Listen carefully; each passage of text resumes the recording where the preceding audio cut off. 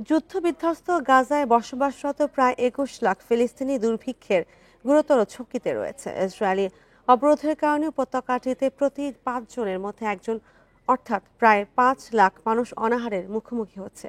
সম্প্রতি এক প্রতিবেদনে এ তথ্য জানিয়েছে জাতিসংঘের খাদ্য নিরাপত্তা মূল্যায়ন সংস্থা আইপিসি।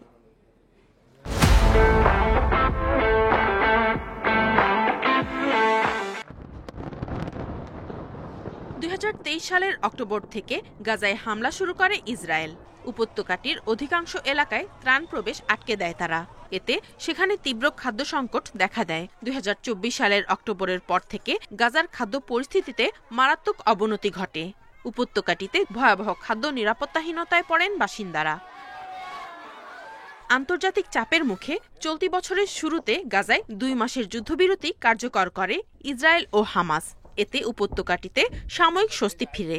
তবে যুদ্ধবিরতি শেষে গত মার্চ থেকে গাজায় আবারও হামলা শুরু ও মানবিক সহায়তা প্রবেশ বন্ধ করে দেয় ইসরায়েল।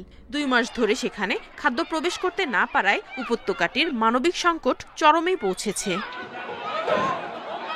গাজার খাদ্য পরিস্থিতি বিশ্লেষণ করে আইপিসি জানায়, বর্তমানে উপত্যকাটিতে প্রতি ৫ জনের মধ্যে একজনই দুর্ভিক্ষের সম্মুখীন। অনাহারের মুখোমুখি হচ্ছে প্রায় ৫ লাখ মানুষ। আর তীব্র খাদ্য নিরাপত্তাহীনতার উচ্চ ঝুঁকিতে রয়েছে পুরো গাজাবাসী। ভয়াবহ খাদ্য সংকটের কারণে তাদের অস্তিত্ব হুমকির মুখে পড়েছে। গাজায় দ্রুত মানবিক ত্রাণ প্রবেশ না করলে এখন থেকে আগামী সেপ্টেম্বরের মধ্যে যে কোনো সময় সেখানে দুর্ভিক্ষ ঘোষণা করা হতে পারে বলে সতর্ক করেছে আইপিসি। সংস্থাটি জানায়, বর্তমানে গাজার অন্তত ২০% পরিবার চরম খাদ্য ঘাটতির সম্মুখীন, আর ৩০%-এর বেশি শিশু তীব্র অপুষ্টিতে ভুগছে। উপত্যকাটিতে প্রতি ১০,০০০ শিশুর মধ্যে অন্তত ৪ জন প্রতিদিন অনাহার ও ক্ষুধাজনিত কারণে মারা যাচ্ছে। এছাড়া তীব্র অপুষ্টির কারণে এবছর গাজায় ৯,০০০-এর বেশি শিশুকে হাসপাতালে ভর্তি করা হয়েছে।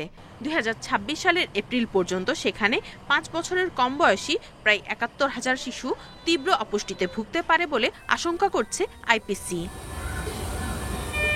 Nadia Tabassum, independent news.